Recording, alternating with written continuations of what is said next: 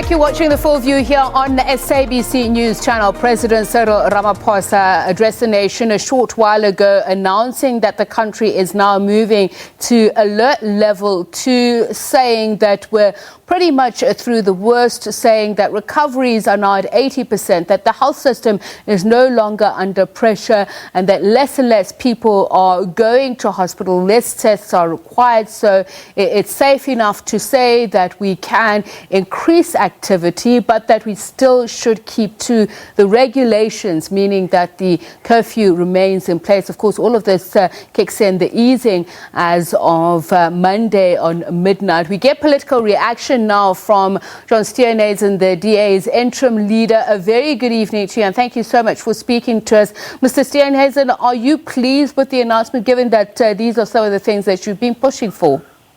Obviously very pleased with the lifting of the restrictions. These restrictions should have been lifted many months ago, and frankly have made no sense at all and come at a huge cost for government's own revenue, particularly the ban on the sale of alcohol and tobacco, at a time when government needs that money to be able to fund the public health care response. I'm just disappointed that the disaster management and the state of disaster has been kept in place. There's no reason now to have a state of disaster in place, and it's precisely this state of disaster that has provided the open goal for the corruption and maladministration around the PPE procurement that we've seen, because it allows governments and departments and council to bypass the ordinary tender procedures. And we've seen the feeding frenzy that has elicited. The 10 p.m. curfew is also problematic, given the fact that South Africa is still suffering from load shedding. It's going to be very difficult for industrial operations to be able to make up the time they lose during the day with a night shift, because the curfew will prevent that from happening. It's also going to have a really negative effect on the hospitality and local tourism industry, keeping the curfew in place. There's no need to have the state of disaster. There's no need to have the curfew, and we certainly need to see some stronger action being taken on the corruption and maladministration that we've seen today. And we'll get to that in just a moment, but you're saying you don't understand the need for the state of disaster to be extended, but how are you going to police such things as business compliance with COVID-19 protection, for instance, and also that people don't, we've seen where people have had the opportunity of 50 or more gathering, that they've done that. In fact, they've transgressed legislation to do that. How would government be able to police that without the State of Disaster Act? Well, government's not policing it in any event. And you can go to any major taxi rank or transport hub in the country or any major town centre, and you will see that is the case. These restrictions and levels only exist in the minds of government. But what we have to do is to replace these regulations with sense and sensibility. The virus is going to be with us for 18 to 24 months. We cannot keep the country in a state of disaster, locked under a curfew for 18 to 24 months. We've got to learn to live with the virus and to manage it and to balance the lives and livelihoods, but also to be sensitive about how we approach these things. So, of course, mask wearing has got to continue, social distancing has got to continue. But you don't need a curfew and you don't need a state of disaster to implement that. It means making citizens partners in the fight against the virus. And you do that by sharing information. That's been a very weak point from government to date. You do it by encouraging citizens to do these things. All these restrictions, liquor and tobacco, if government thinks people have not been smoking and not drinking during this lockdown, despite these bans, I think they're deluded. It's been happening and governments have lost out on the revenue of it. DA Interim Leader John Steenhuisen, thank you very much. We move on now to the IFP's Mkhuleko Ahlengwa. Very good evening to you, and thank you so much for speaking to us. I'm not sure if you caught the tail end of that discussion where the DA is saying, as far as it's concerned, there really is no need for the state of a national disaster to remain in place, especially as it's not as if the citizenry has been heeding government regulations. What are your thoughts on this? Do you concur? Thank you very much, and good evening to you and the viewers. In as much as Mr. Steenhuisen was not audible, the little that I got, I would just want to say that the fact that people not complying does not mean, therefore, two wrongs make a right. We are faced with a very serious pandemic here, and we are learning new realities about it every day. And insofar as what the President has said this evening, the IFP welcomes his announcement with caution, fully understanding that the lockdown was never a permanent arrangement, but one to enable the state and government to ready the healthcare infrastructure and services in particular to meet the demands and realities which would come with this pandemic. Having said that, it is clear that national discipline needs to be the order of the day, and we continue to call on South Africans to observe the necessary protocols of hand washing, and the mask mandate needs to remain a national priority and one which all of us adhere to. The issues of social distancing and so on must remain. What is fundamental here is that the economy, of course, needs to be assisted at this point in time, given the fact that we are on a downward spiral, and we have to now balance the realities of the pandemic with economic activity. And so we are, as the IFP, concerned, of course, at the fact that the lifting of the ban of alcohol may set us back if the ill discipline which has characterized alcohol drinking in South Africa continues, because of the strain it places on the healthcare services, be it accidents, assaults, and so on. And so there does need to be continuous societal engagement about behavioral changes as we confront this pandemic. And so it is important to keep in the psyche of the citizenry the realities of a disaster so that we can be able to actually weather the storm. Finally, of course, as we were saying, that the lockdown was not a permanent arrangement, but the flip side of that coin is that the levels themselves are a moving target, and it does not mean now that we are on level 2 is over. Let me just jump in on that, Mr. Hlengwa. It's interesting that you say that the levels themselves are a moving target. Mr. Steenhuisen would say the problem about the national disaster is that it's made sure that government itself incurs huge expenditure. And we know that health expenditure during this time has increased sharply. Much of it cannot have been anticipated. Does it not cost us more to continue with it? And do we ever have an option? And as chairperson of SCOPA, this is something that you obviously would be very alive to, that there have been problematic areas of expenditure when it comes to this healthcare, the inability to monitor, to provide oversight. There's definitely no need for continued emergency spending before the transfer of the science, because the science is going to enable us to project in terms of what the needs will be, and that is what we have seen internationally in terms of the trends, and that at this point South Africa is in a better position to forecast, and that forecasting must therefore at this point influence the kind of expenditure patterns that we'll have, and therefore the protocols of emergency spending which kicked in advance certainly have got no basis to be continued upon, and it is our expectation that normal procurement processes as per the prescripts of the PFMA, MFMA and Treasury regulations will apply, in as much as government has said that they will be publishing the list of all those who have benefited with the tenders. But what we continue to call for is the public adjudication of all COVID-19 related tenders specifically, but all other tendering generally, because the question of corruption still needs to be answered for fully, and Parliament and law enforcement agencies need to be at the forefront of those endeavors, in as much as there's an IMC which has been put in place, but you cannot have the executive exercising oversight over the executive, and therefore the work that lies before us does require that we receive the expenditure patterns and protocols.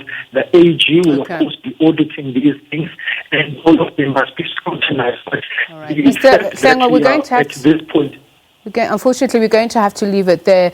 Our connection not quite the best, but thank you very much for speaking to us. Mkhuleko Hlengwa, from the IFP, we move on now to the UDM. Its leader, General Bantu Olomisa, joins us now. I'd like to continue along that theme of expenditure, COVID-19, and what it means to move down to alert level 2.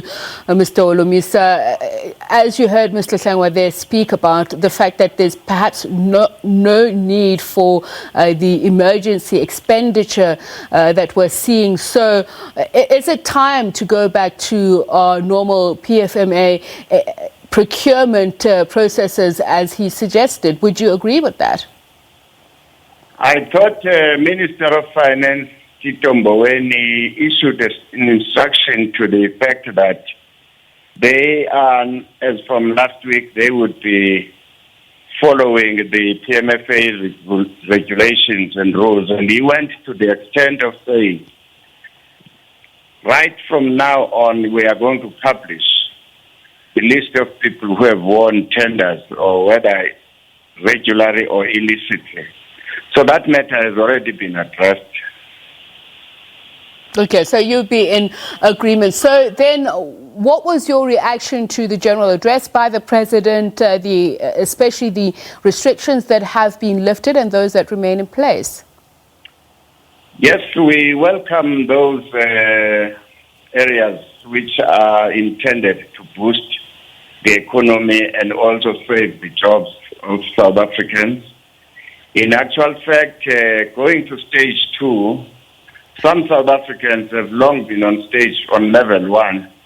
They have long been on level 2, albeit illegally, and especially on issues of liquor and cigarettes. So it has been a season where those who have possession to cigarettes and liquor have made a killing. At the same time, affecting the revenue, which we would be using to pay these stipends of the unemployed. So I think in future you need leaders who are flexible in thinking, not people who are going to say, I've said no to this, therefore. I mean, we wasted almost 3 months talking about the cigarettes and liquor, yet the same countries which have got more debt than us have allowed liquor and cigarettes. It's a little bit of stupidity in a way, but anyway, we welcome this one. Just speaking about the flexibility that would be required to move us forward in boosting the economy and at least ensuring that the unemployment rate does not increase. I mean, COVID-19 has certainly had an impact on the labor workforce itself, therefore production. What kind of flexibility should we need to the current policies that we're seeing and even that government has suggested on how to move forward? Well, the thing is that yesterday or as of today, the restaurants are not operating. And I'm saying that the flexibility would have been applied almost a month or 2 ago, especially after 21 days, because South Africa has done well as compared to other countries. But the balancing act which we applied, they tended to focus more on the wishes of the scientists as opposed to the people who are now facing the worst setup in their lives, where they have children, but 3 months ago they were working. Now there's no work. Some of the restaurants have been closed. So the flexibility should have been there. It's a question of hindsight. But we welcome the relaxation of the regulations. Thank you very much, the UDM's leader, General Bantu Olomisa. We speak now to Mr. Pieter Groenewald from Freedom Front Plus. A very good evening to you. Thank you so much for speaking to us. Your reaction to the President's announcement earlier? Good evening. Firstly, the Freedom Front Plus says this was not unexpected, but we also say this is too little, too late. The damage to the economy is enormous. Hundreds and thousands of people have lost their jobs. The government has lost billions of rands of income because of the ban on cigarettes and liquor. And it is quite clear that we could have moved to this level much earlier. That would have been benefited to the country as a whole and to those people who are without jobs and trying to make a living. We also say that the government had to give into the pressure because of court cases, different court cases. And it is also clear to the Freedom Front Plus that we have a situation that the tail wags the dog, and I refer here to Kusatu. About a week ago, Kusatu came forward for the first time requesting the lift of the ban on cigarettes and alcohol. And the reason is quite clear. They are losing members because their members are becoming unemployed, and that's why they came forward. So the government had no choice but to go down to level 2. Again, something is also irrational as far as the curfew is concerned. It starts at 10 till 4, but then restaurants, taverns, and shebeens can be open till 10, but in practice, that means that they will have to close earlier or else they will contravening the curfew. So again, we also say that we will have to see what the regulations are going to determine, because the president previously said that he lifted the ban on cigarettes, but then the regulations determined something different. I want to talk about the business plan, or at least the economic plan that may come out of the discussions at NEDLAC, which includes pretty much all stakeholders. As you are saying, that many industries have been impacted, but the compensation that was promised, you would see, especially many small to medium businesses have complained of the fact that it hasn't reached them. It hasn't been enough to save some of these companies, to save some industries. So how do we move around this to ensure that there is a forceful plan that is in place that will ensure, for instance, if you say you're going to have anti-retrenchment plan of work sharing, for instance, that they actually are effective? Well, firstly, we say if we look at the result, as you have mentioned, then it's quite clear that the government was not prepared. And I don't even want to mention all the corruption. Money that was supposed to be available just disappeared.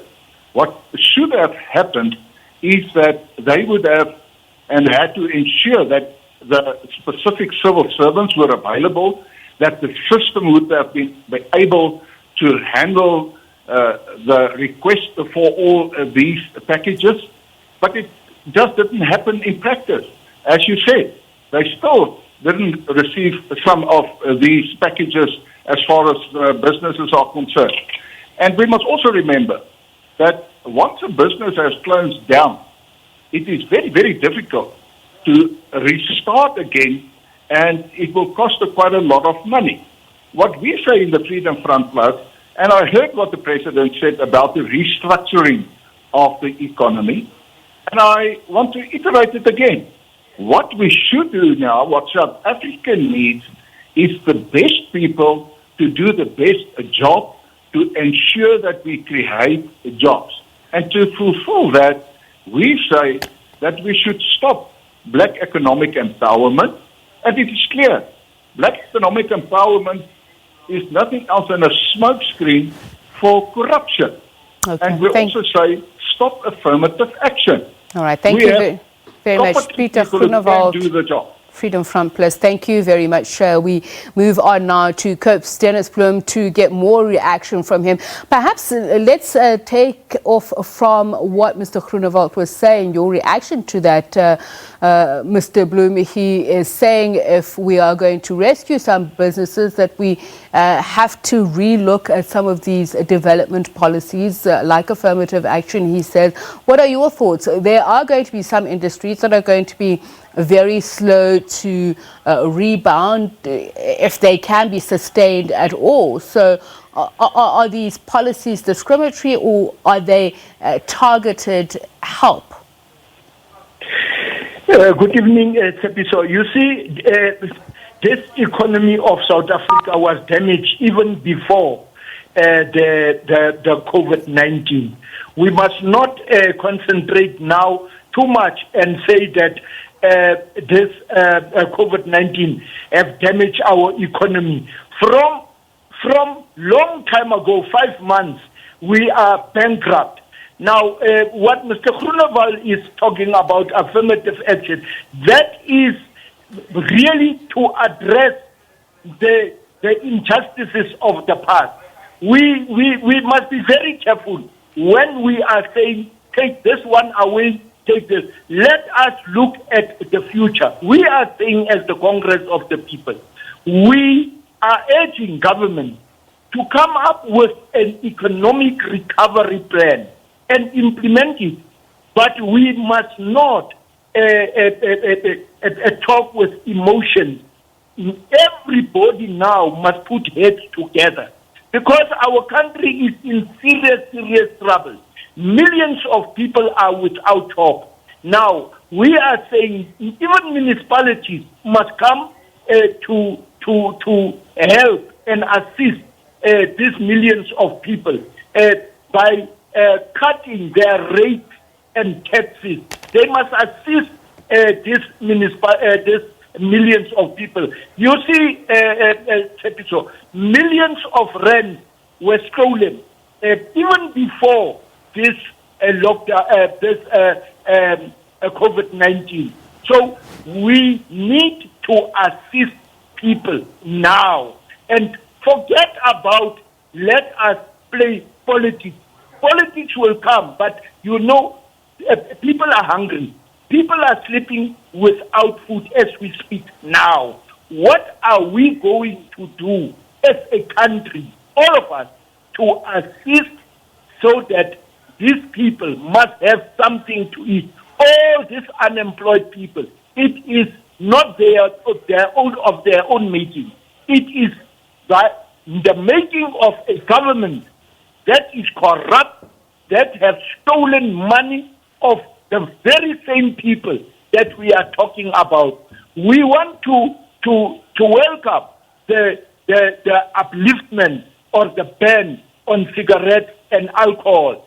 People have struggled, especially with cigarettes, the smokers. Okay, thank you very much, Dennis Bloom from COPE. The ACDP's Reverend Kenneth Misha joins us now. A very good evening to you, and thank you so much for speaking to us. So would you echo that sentiment by Mr. Bloom that they, as COPE, welcome the lifting of the ban on tobacco and alcohol sales? Well, so while we know the dangers and health problems associated with that, particularly domestic violence associated with alcohol, men who are drunk, beating and abusing their family members, female family members, we at the same time look at the impact that joblessness has on the country. There are many people who are employed in that industry. And because people are hungry, people are poor, people are losing houses, people are losing that they cannot repay because they've been unemployed for the last 6 months. We welcome any form of job that can assist those who do not have food on the table to get food on the table. So, but we as the ACDP welcome the easing of restrictions, particularly on business. As I said, suffering on the ground is just too much. But what surprises me with this easing of restrictions on business is that the curfews are still in place. Now, when the president says that the restaurants are allowed to operate until 10 p.m., while at the same time, curfew also starts at 10 p.m. to 4 a.m., one wonders whether the police will not harass the workers, the employees and patrons who will be found on the road after 10 p.m. This is the contradiction, and the president needs to help those that can be arrested if they are found because they are from restaurants as workers.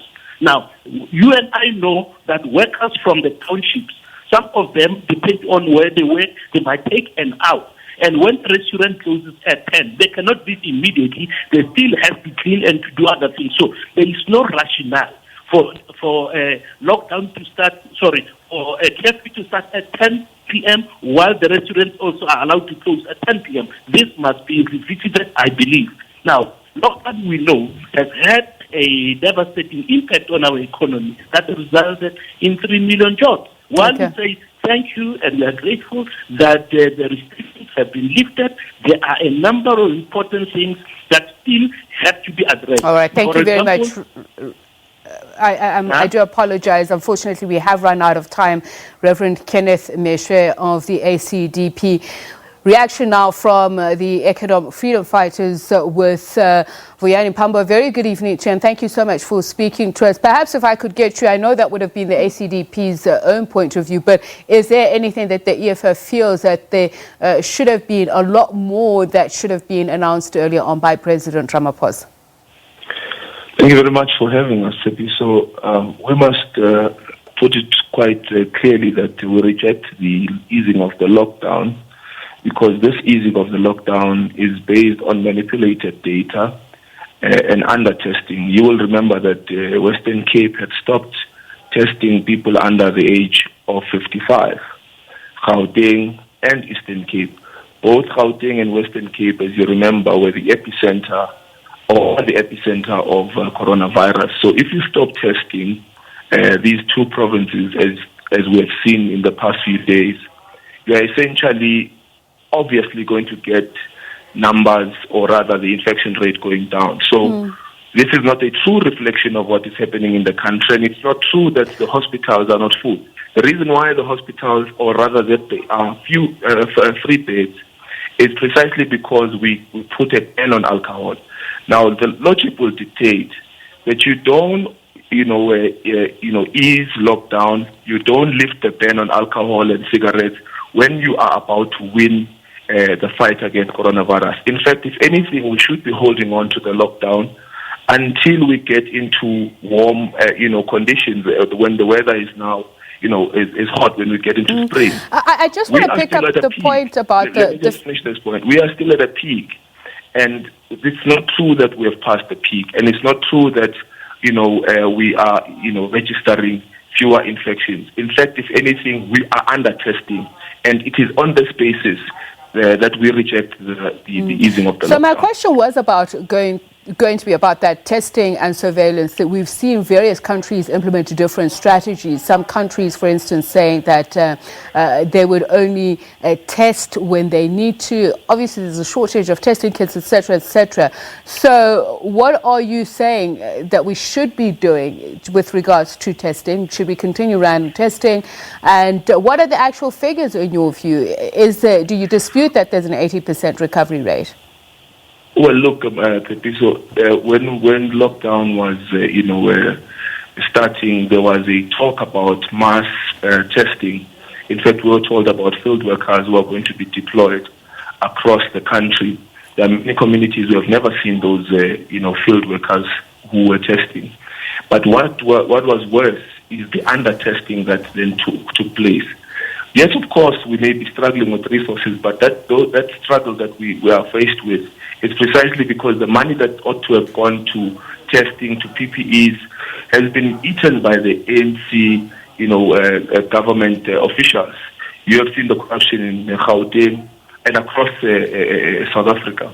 Essentially, what we're saying is that the easing of the lockdown is not is not based on a true experience of our people on the ground. Hospitals, in the past 2 weeks, we've been getting reports, especially as the EFF, of people who go to hospitals have been told to wait in parking lots for freeing of beds. It was not 2 months ago. It was just last week, this past week. Okay. People have died waiting in the parking lot, waiting for freeing of beds. Thank you very much.